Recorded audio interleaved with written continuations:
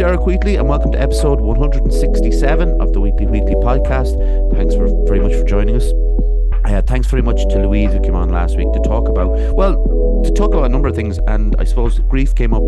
I knew it was going to come up, but it came up maybe more than I suspected. But we also talked about how people love their pets, and how they deal with the loss of a pet, and something that I couldn't quite connect to, but I think Louise described it really well, and I know obviously lots of people had to go through that, and Louise is someone who helps with that, so go and check out the episode. Check out Lucky Works co-podcast. I might be involved with that, but check out that, and we're on Buy Me Coffee, all that stuff.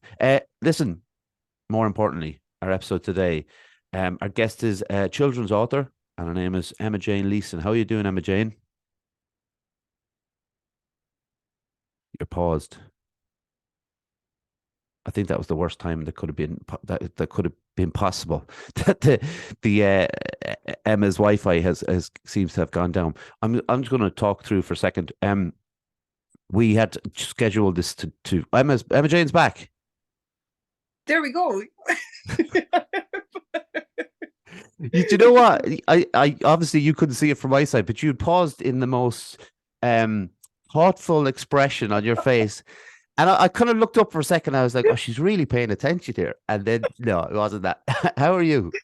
I'm glad. But I don't know. I literally just heard, we have author, Emma Jane Leeson. Then it was like, silence. Oh, did it? It did it right on cue. But it was that look. We were just speaking a little bit before that. That's happened so often on the podcast as well. It's like the people especially with Zoom, we're just relying on the fact that both of us are doing all right with the signals, and and these things happen. It's not the end of the world. But listen, more importantly, how are you doing? I am doing grand. I have had a great day actually today, between horse riding and rock climbing with my daughter and my cousin and that. So all is good. Sitting down now with a cup of tea, chatting to you. So fair play to you. I think we definitely get into that the horse riding, the rock climbing, the outdoorsy stuff, I suppose. But we always start in the same spot. Emma Jane, could you give us a history of your upbringing, please? Yeah, so I am born and bred in County Kildare in the Sticks. I have never moved too far away from where I was born, actually. But I had a fantastic childhood.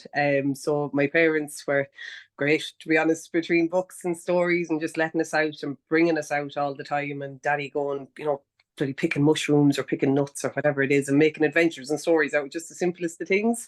So I have really good friends all the way through my life. Still best friends with most of them since I was small. And then I had my daughter Lily then when I was 18. So I was pregnant at 17. I had her at 18. So things rapidly changed from that point on. But absolutely for the best. Brilliant. Couldn't be lost without her. But yeah, so that's a whirlwind view, I think. Childhood. Yeah, that sounds idyllic. I like it. And we always ask as well, when you first became aware of mental health.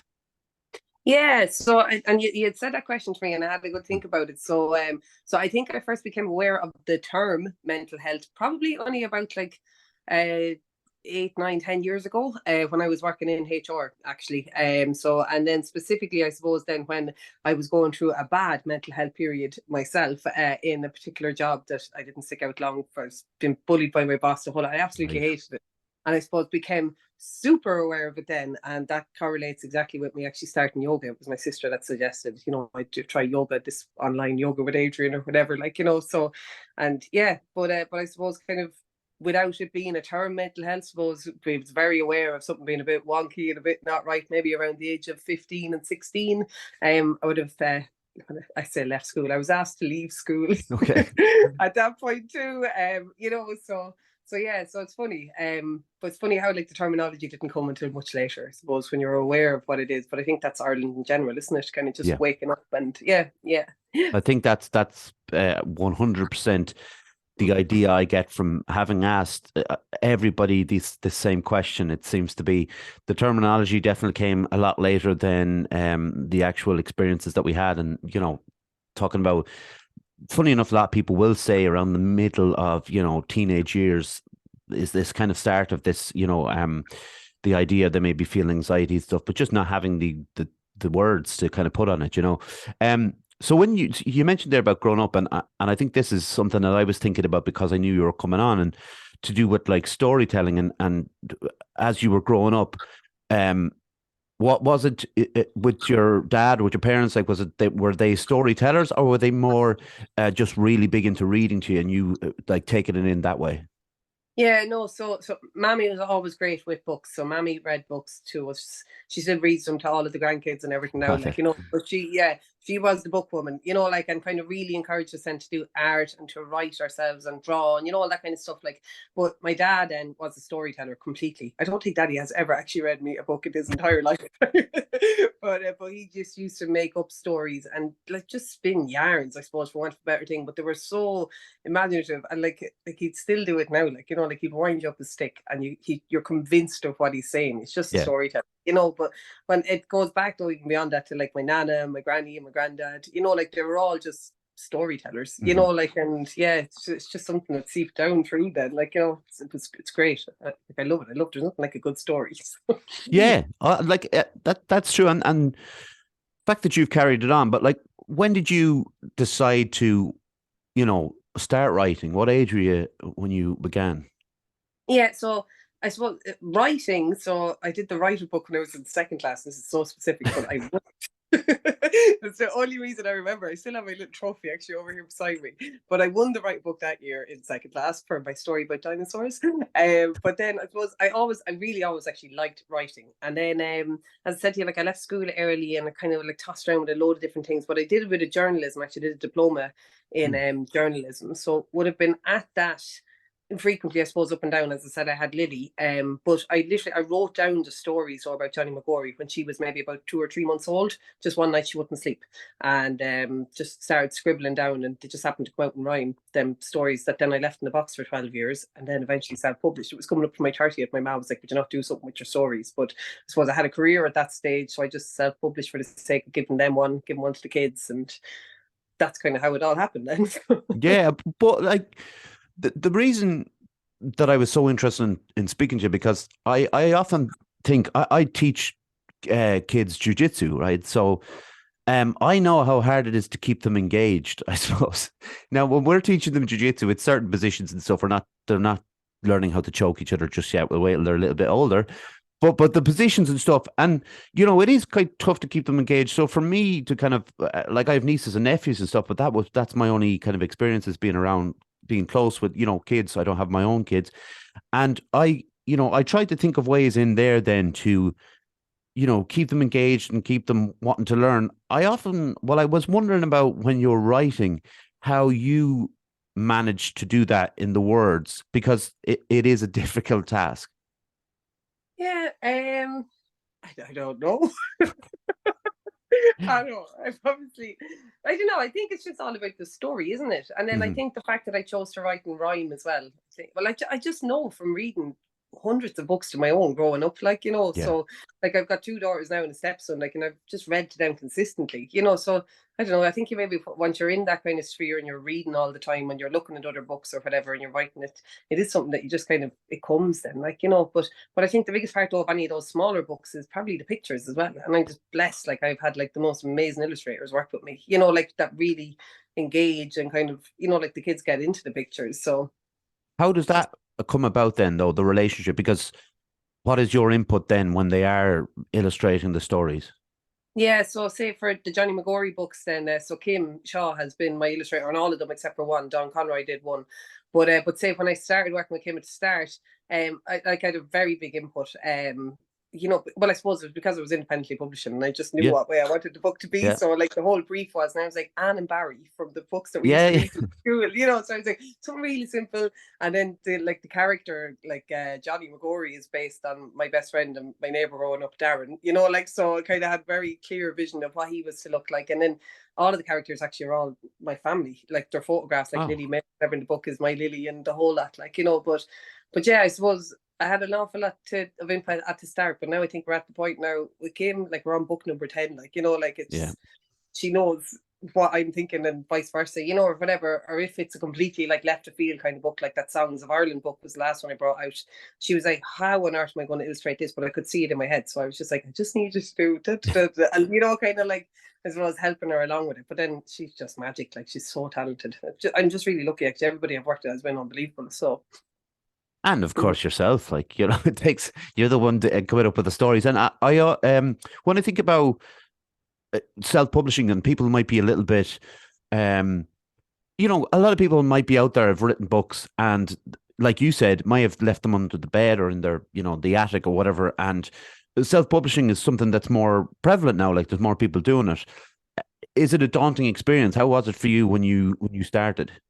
yeah, no, it's so easy now. So that's what I'd like to say to everybody. Like, there's absolutely nothing stopping anybody getting out a book now, especially with all the print on demand platforms and everything. Like, they're so easy to use. But like at the start, I was again just super lucky. So I linked in with Dolores Keaveney, who is an Irish author and illustrator. She's from Mullingar. She's an absolute legend. But I had actually originally asked her to illustrate the books, but she couldn't at the time. Anyway, something happened, but she ended up mentoring me through it.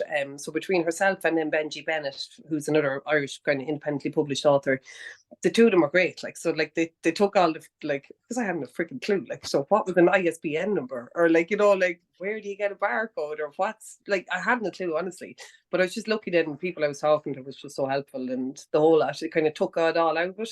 But like now, literally, I like help people like 8 weeks to write a book, get it self-published, boom, done, in courses that I run. Like, it's that easy, you know, like, so Yeah. I think people like have this whole thing of, and then there's all this nonsense still around, like, oh no, I'll just wait and I'll try to get a book deal. Don't wait. Yeah. Get your own book out there. You know, like, Yeah. so there's nothing But there stopping is, well, there was, I don't think so now, but, you know, kind of snootiness around the idea Oh, of doing it. completely. Yeah. Yeah, yeah. And, you know, the idea of, I'll just wait, but I'll sit on it while I wait. And it's not actually out there. So you're waiting for something that can't come because you haven't brought the stuff out. Whereas you were proactive in your approach. If people want to be proactive in their approach, go and do the self-publishing thing. Because like you said, there's many people like yourself who are showing people the way how to do it.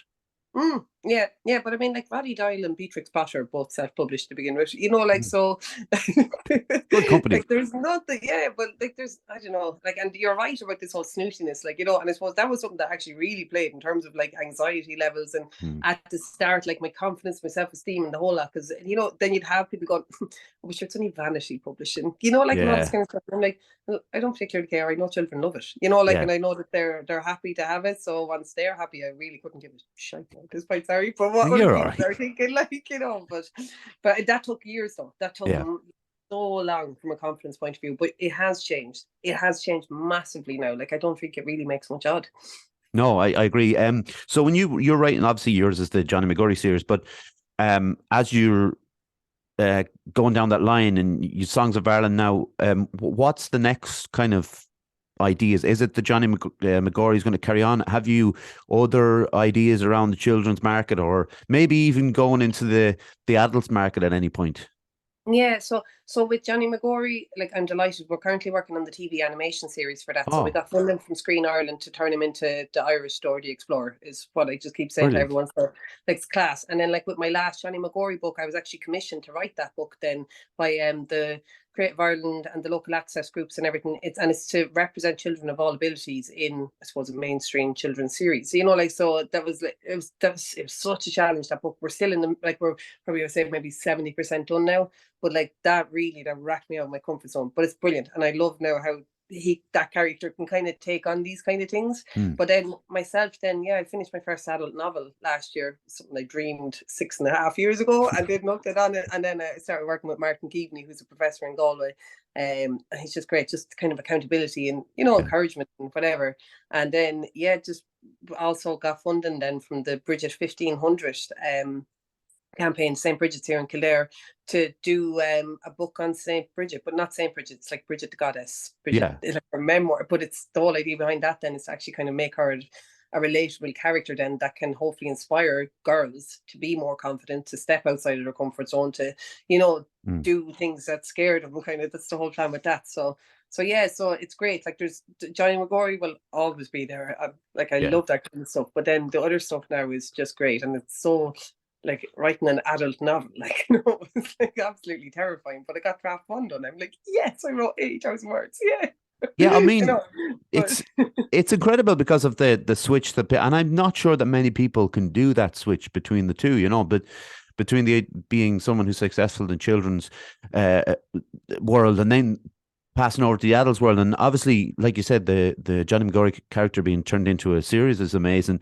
Then the St. Bridget thing, which is really fascinating to me now, because since I started the podcast, I've had people on to talk about St. Bridget, and I didn't know anything. Like, I just thought it was to do with the cross on the wall above the door in your house. I did not realize the power, and the whole I guess the power is the right word that people get from the character who know what they're talking about.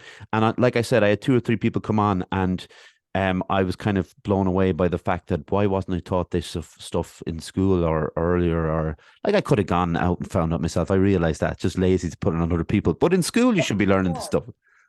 Definitely. Yeah, Yeah. no, like, and this is it. Like, and I think especially like when you bring it back to the whole two of the dam and stuff, and Mm. they got all like, I love all that kind of stuff. Anyway, it really kind of just gets me going.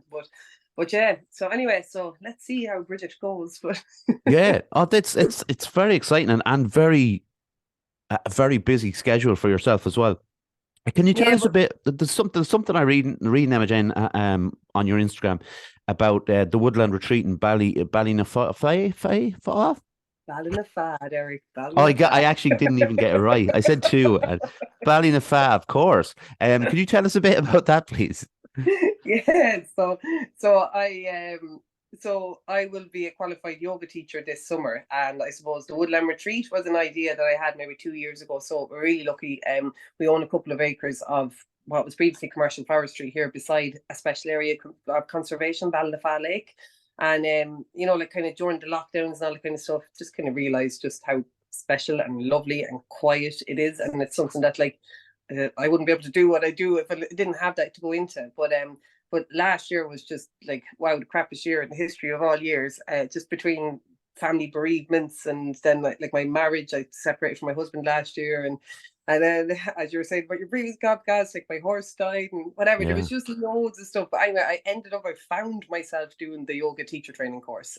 So as I said, I've been doing yoga for the last good few years, and it's been amazing. But I just kind of found myself in this course, and then I think when I came over, kind of the initial grief period last year, then I was on the course. I was like, "What on earth are you doing? You don't have time to be doing this." But it has been just incredible. Like, it's changed everything. So yeah. So the plan is now actually to go for it and launch. Then it's not going to be out massively commercial or anything. I prefer to just people that just come and enjoy it and just calm down and chill out for a bit, like, the kind of way, and leave. But dad to come and do yoga workshops and maybe writing workshops and just connect then with all of the amazing nature that we have around us here. Like, so that's the plan. I obviously got to see some photographs and things like that, and it does look amazing. And yoga again, another topic that's been brought up so much on here, and what it has given to people. Interestingly enough, I had started yoga with Adrian on YouTube as well. I think a number of, The I think, legend. yeah, she's quite popular to be fair. But it just like you have to find if you're especially if you're doing it through YouTube to begin with, you have to find the right voice and the right character. And I think I did run through maybe two or three people where I was. It's the same as doing meditation to somebody's voice. Mhm. It's not going to fit like everybody. And I found her to be particularly like engaging and very patient. I think even when she's not looking at you trying to do the stuff, there needs to be an element of patience, particularly with me because I'm not the most limber, I would say, when it comes to something like yoga. But like you said, you're teaching yoga, but teaching it and bring it to a space like that, where there is peace and quiet. Walking out of a yoga studio in Dublin City, it's not quite the same. If you walk into someone that's very tranquil and there's peace and animals and stuff like that, and then you doing the writing workshop as well. Like you said, there's a certain drive to you, I would imagine, or someone who likes to take on. I know you're saying, "Oh, why am I doing this? I'm busy enough as it is." But obviously, you're someone who likes to take on these projects anyway. There's a certain drive to you. Definitely. I don't know, like, I suppose, like, dharma, isn't it? Purpose or something Hmm. like that. Yeah, it just, it feels so good. Like, last year I was like reader in residence with Kildare Libraries, so working with children from 5 to 12, promoting storytelling and literature and stuff. And that really got me through actually so much of last year. But like, I don't know, I've been doing my own courses and then doing workshops in schools or whatever. But I think that just when I got to settle down into it, I was like, oh my God, this is what you're supposed to be doing. Because I can see, like, when you're getting people to open up their imagination and everything, it's just the most incredibly like amazing feeling. Like it makes me feel so good to see people feeling so good, like so then I suppose with the yoga then as well, like I'm like, Jesus, if I could just bring like a smidgen of like, like what all of my yoga teachers have done for me throughout the years to give it to somebody else as well then, like, so I don't know, it just puts a fire in my belly, those kind of things. Like it's like, oh yes, it's not help at all, you're not going to help, like you're just, it might be something, I don't know, just to help. I keep saying the word help, but anyway, you know what I mean. No, Create an environment. yeah, but I know I understand totally what you mean, and it's like you mentioned, the loss of a pet, say a horse, but like you many losses, and we talked about it last week. And myself and Louise talked about like grief, and I asked her, was there a right way or was there a wrong way to grieve? And the answer was no to both. And I thought it was kind of a stupid question to begin with, but it wasn't, clearly. That's just putting myself down. But the idea of finding your way through it and being someone like yourself who obviously has creative ideas and energies to put into, physical activities like yoga, but also mental activities like writing. And that was kind of, not, without getting too deep, that was kind of your way of kind of, getting through things and moving on to the next kind of chapter, I suppose. 100%. Yeah. Yeah. Like, yeah, I'd like if I wasn't doing that, like, I don't know where I'd be. Yeah. Like, that kind of way, like, but like, they're just, I don't know, I think like after when you're grieving or you're in kind of them kind of funny periods, like, I don't think you realize until maybe you're out of them, or nearly at the end. And I think it was only when I was nearly at the end and then I found that I was just writing non-stop. Like, as I said, like I finished an entire novel in 9 months, and it was just like, Jesus, okay, like this is obviously where then I was channeling everything, like kind of into it, like, and that, like, and then just, moving. And then like with my own horses, like, like just getting the phone, like they only came, I grew up, like we'd horses kind of all our life growing up. And then I didn't have anything for 20 years or so. And then my youngest daughter wanted to get back into it. So the horses only came like a year and a half ago, and things were kind of great, like, kind of personally at that stage. And I don't know, they were just the best outlet as well then. It was kind of just a route to channel, like, just playing around on ponies or brushing the horse's tail or whatever it is. I don't know. It's something clean and dark, like, I don't know. But yeah, it's only kind of when you look back then, I'm like, okay, that's obviously that worked. It helped me get through. And yeah. Can you tell me about like what it is about horses? Obviously, growing up with them, but what it is you love about horses so much? Because I've seen again your videos, and I'm going to get to the miniature goats at some point because they're cool. But like the horses in particular, because you've done, riding on the horses videos is close to I've ever gotten to being on a horse. The sway of it and stuff like that. What is it about horses that you like so much? I genuinely, I don't. I was the first person, so none of my family were ever into horses. Nobody liked horses. And then Mommy said I just come out like obsessed, and yeah, I don't know. I love them. Like, it's their energy. That is what it is. So now that I know, like, and it is the energy. And like, you'll meet horses that, like, some of them are just like, it's like dogs, like, like, or whatever. But like, there's just some particular horses, I don't know, they're just like the special ones, And then you'd have others that are absolute assholes. Yeah, they're the ones I'd meet. Yeah. But yeah, I don't know what it is. I just, like, honestly, when I'm up on the horse's back, like, you just, I don't know, that is the happiest place in the world. I can't explain it. I don't know what it is. Well, I obviously, from when I see people, or when I hear people talking about horses, or when I see people with horses, there's obviously something therapeutic about them in a way. And I have spoken about this before, about like, I like watching cows out in the field. I find them quite therapeutic. They just move around in slow kind of movements, and it just kind of lulls me in. And people are obviously find dogs very therapeutic, and they have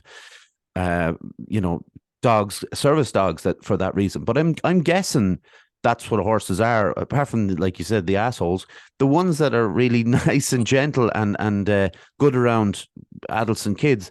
There's obviously a therapeutic nature to them.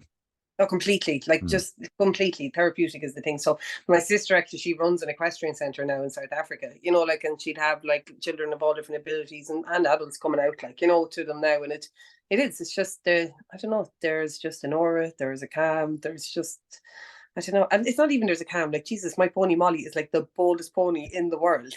She like regularly comes up and just absolutely mows me out with a headbutt for no reason whatsoever. You know, like, and Yeah. you're like, okay. And then she just come over then a few minutes later and she's like, I'm only messing. And I'm like, okay.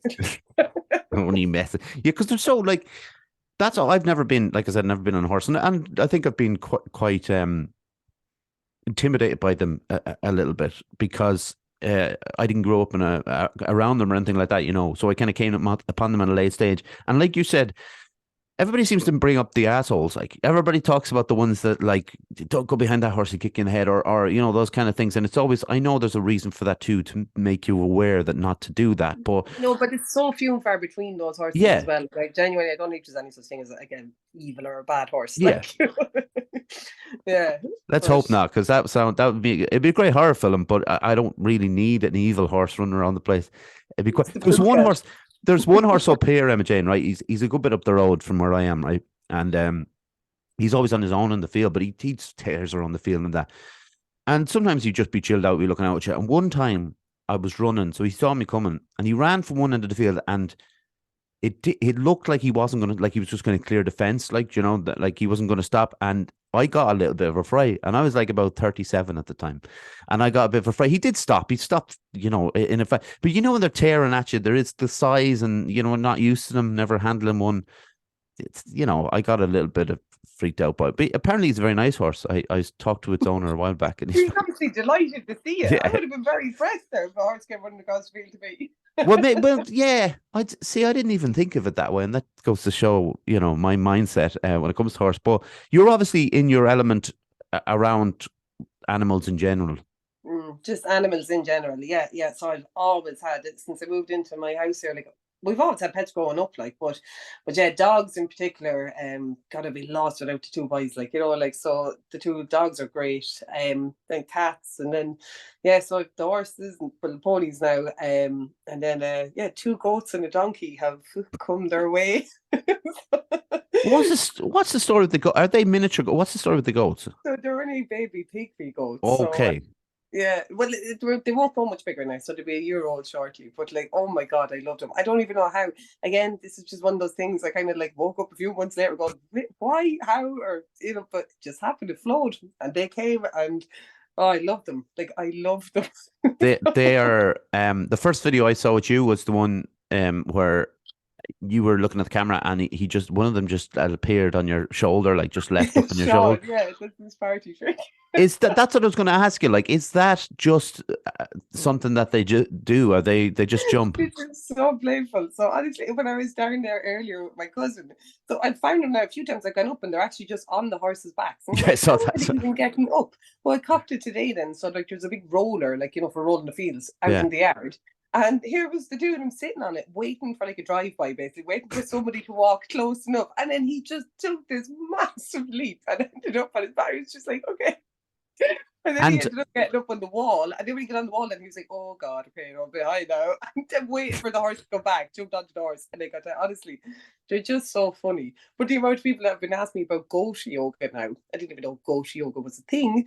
But apparently you do yoga, and then all baby goats just jump up on top of you. I had like... Actually sounds pretty cool, though, to be fair. But that's always good. I suppose I was looking at the video, and your laugh is kind of infectious as well, because you're on one of the videos. You're not looking out. Obviously, follow Emma Jane Leeson on Instagram. You'll see it all. But you're walking out towards and the goat is at the back of the horse. The horse doesn't seem to pay any mind that much, like. But then the goat jumps to another horse. Is that right? And then that horse not as happy that the goat was on the back. And I just love the fact that, like, I suppose I love the fact that the first horse doesn't care that the goat is up on the back. I know, that's Molly, by the way. Like, oh, she's so funny. But like, it's nearly like though she's like their mother now. So like, when I bring Molly away now, and then I have to like I'll put the two boys in the stable or something like that. Say if I'm going for a hack, and then all you hear is like, "Ma, ma." They like lose their life, and then she comes back. I'm like, okay.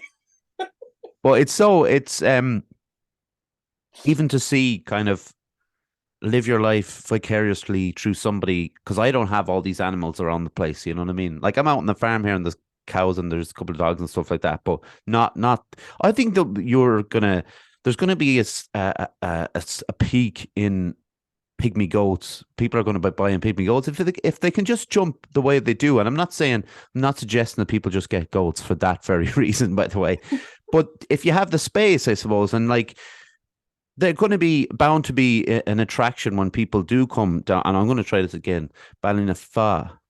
Ballynafagh. There, I keep getting lost somewhere in the middle. But like that's going to be people are going to want to see if people know you, I suppose, and haven't seen the goats. They'll want to see the goats. Yeah. So they will be like they'll be up here around the woods and that. Like so, I do bring them up. But yeah, they're funny, Patrick and Sean. Yeah. Patrick and Sean. I didn't know their names, but now I do. But can you just let them out watch you just wandering around? They're fine to just kind of follow you about. Yeah, no, they're good. Like so, the two of them actually, they're I don't know how people feel, but they're castrated as well. Like so, the pair of them. So I don't know. I think like normal billy goats would like maybe have a bit of a more of a streak in them. Yeah. Two of them don't. You know, like so, and just once they have each other, they're two brothers. Like obviously, but yeah, no, they're just plod along. They're happy out. Like the kids go out to them there, just knock so much sport out, and like they just all they want to do is play.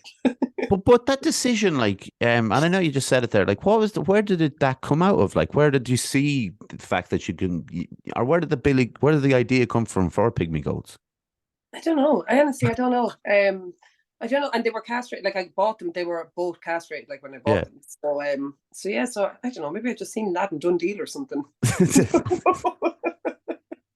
We had goats. We did have two goats when we were younger, though. We'd Sony and Jane when I was small, and yeah. So they didn't go down great though. They were much bigger though. Like they were. Right. I haven't a freaking clue about goat breeds, but they were big though. But they used to keep getting out and destroying Mammy's garden. So I think we only had them a couple of years, and then they went off to another home. But yeah, so that's why when I seen them two little smallies, and then just looked into it, and I was like, okay, goats don't grow too big, whatever. Yeah. So and then also I knew they'd be good company for the horses and that, like out in the field, so. And so when is the Woodland retreat opening then? Yeah, so the summer. So I'm aiming for July, basically. So I'll be qualified at the start of June and then just get all my ducks in a row. There's a good few bits going on with Johnny Mcgory, just a kaleidoscope and children's festival and all that kind of stuff. So yeah, so hopefully from July we'll be ready for rock and roll. And how much, just how much work has kind of gone into the setup of it? Yeah, so we did loads. So Nationwide came out and did a piece on us there. 2.5 years ago, I think maybe 2 years ago at this stage. So like it was all hands on deck for that. Like, and we got like lovely decking and stuff just put out into it. So it was just a big drive, but since then I just literally the only work that's been done is planting native trees. So I've planted, I don't know, about 1,000, I'd say, native trees now between it over the last 2 winters or that, so that's kind of it. Like other than that, I leave it because my mother's just like, you need to cut this back and you need to have it. And I'm like, no, like I just think people are mad. Like, the whole idea of what's niche and what's not. It's nature. Like obviously there will be paths cleared for people to walk through, but I prefer it being wild and I prefer the thistles growing up, whatever. Like it's doing what it's meant to do. Like it is a rewilding product as it is. Like but no. So like just literally just keep going. So this year I'm hoping to kind of put in a kind of semi-permanent structure, I suppose, like a yurt or something like that. But the plan is actually to build a studio, in the next year or two, and just have it there in a more permanent place, but nothing major, just literally a studio, just become that we won't be drowned or freezing. Yeah, that seems fair enough. And is it just you that's working on this?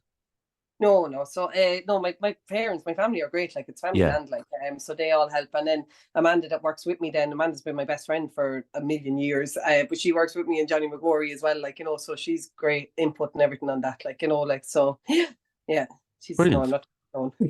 So well, I was gonna because it would have been a bit much of a project to take on your own. But I also that kind of I wanted to say about the idea of clearing paths away and cutting this and cutting that. And I think you've seen it, and everybody will have seen it from the news and programs like Nationwide, that rewilding kind of idea. It's, people are attracted to that. And because of the fact that it gives homes to lots of insects and bugs and all that kind of stuff, so it is as important as, our own comfort to walk through little gaps. I think we can duck under a branch now and again, just get through things.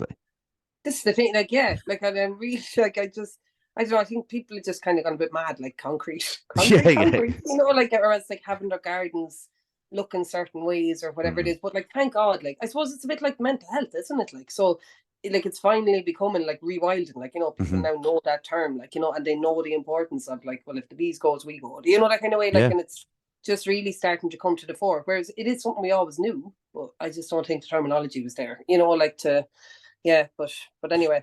Yeah, I think you're right. The terminology wasn't there, and unfortunately our own, I suppose it's kind of in a way it's our own laziness or looking for the most comfortable route to things, you know, that we have to chop everything through just to make it all easier. And for some reason that all these symmetrical lines were prettier than, you know, a regular, the way things grow. Like we can't just allow wildlife just to allow itself to do what it wants to do. Yeah. And you know, but there's another, you probably don't even have time, but what do you do if you have spare time? What do I do if I have spare time? I don't see. I like if I hiking, I suppose, or swimming. Actually, yeah. So they're the two things. I was going to say I write. Yeah, like, I know that's my job, but I always just seem to have a pen in my hand. But no, I love, like, when I say street swimming, absolutely not. I am a floater. I just go and throw myself in and float along for a few minutes and I get out. I love it. Or if not, if I have like actual time hiking, or if not, just making time for hiking trips and like wild camping in the mountains and that kind of stuff. Like, oh, I love it. So that's just outdoor. Yeah, we had like the last couple of people we had on mentioned hiking as well. It seems to be becoming a huge thing for people in Ireland to do, and considering the amount of places we have to do it. Yeah, so beautiful. Like, wow, Ireland is just stunning. Like, yeah, it really is. Like, and then swimming. Another thing that's come up quite a lot of times was the cold water swimming. We're into that? Yeah, I don't know if it even called. We've always done. So like, I learned how to swim in the canals. Yay! Good. But we've just, that's been something that's been consistent since my childhood. You know, swimming in the Liffey here in Kildare or that, or else like if we like go down to Wexford, like we would have spent loads of our summers in like a mobile home in Courtown, so swimming in the sea or whatever, and then just like kind of just have always kind of been. I don't know if it's cold water, but it's cold water therapy, isn't it? But yeah, it's never been warm water here in Ireland, has it? No. So I think whoever's been doing it since they were young, like they started the trend. It's not the people now who have hopped on it in the last year or two. But I do, like, I totally get the idea why people do it as well. The cold water therapy, and you feel good after. I mean, it's more, when I was doing it, it was more of feeling like it was an achievement rather than, you know, I felt any physical sensations afterwards. So it was more of like, oh, I did it. Like I got in for 2 minutes and I survived, kind of an idea. It wasn't the other way, you know. Yeah, whereas now, like, I know, just like, and as I said, like, I throw myself in. I cannot walk in off the beach. If I do, it's a mission. So I prefer to just go somewhere I can just fall in. Yeah. But I don't know. Now I'm just so aware of that. Like, you know, that instant when you get in is like, whoosh, and there's nothing. Your mind is completely quiet. Like, there's absolutely nothing. Like, you're just fully in their body, and that's, I think, what I always just loved about it. Like, you know, like, it's just yeah, and it only lasts a couple of minutes, but then when you get out, usually you're like trying not to die of hypothermia. But then when you warm up, you're like, yes, I did something. Yeah, that's my moment. I think a lot of it is panic and let's get warmed up again, and then I feel kind of good after. When you are writing, and you're writing whether it's children's books or adults book, do you get a time to look at the kind of, not so much the competition because it's not the right term, but do you get to read a lot? Is there people that you admire in the kind of writing industry? That's not even a term, but yeah. Yeah, no, well, actually, the majority of books that I read are like spiritual self-help books. So like you know, like Eckhart Tolle or Paulo Coelho, like, have all of his books. I absolutely love them. Or like Michael Singer or Fern Cotton. I love her. I love her podcast and everything like that as well. So they'd be the kind of things I'd read. But then kind of, I don't really actually get into an awful lot of adult fiction books. And I've tried to actually. So my sister actually got me to read, I listened to them all on Audible, the Witcher series. They were class. And then Suki Saka. It's all fantasy stuff that I kind of like, you know, but other than that, then I just read children's books. And who do I admire? All of them. Like, I don't think there's such thing as bad children's book. I think they're just deadly. So I think that's interesting because, like, I don't get to read them, you know, and I suppose if I had kids, you know, I would. And But for when I think of you writing children's books, I was wondering that. I know you have kids obviously as well, but like I know that there would have to be. I guess you have to read to see what's out there, to kind of appreciate the people who are on top of their game and stuff like that. Yeah, yeah, you do and you don't. Like, this is the thing. I think when people, maybe if you go comparing or anything like that, you get into this mad, funny mindset then as well. Then, like, like so yeah. So I would just say to anyone, just write whatever comes. That kind of way. Like, I don't know. I love how everybody will take a different viewpoint or a different Yeah, opinion or something different at every single story. Like, no story is ever going to be the same ever. Like, yeah, so. And maybe it's just a case you just print like one book or you write and you just give it to like your grandkids or your daughter, whatever it is, like, or maybe it goes on to be the next David Walliams or, like Julia Donaldson or whoever, like, that kind of yeah. way. Like, but anyway, I think just writing, just for the sake of writing is just great. And I don't think comparing is going to help anybody in any sense of life ever.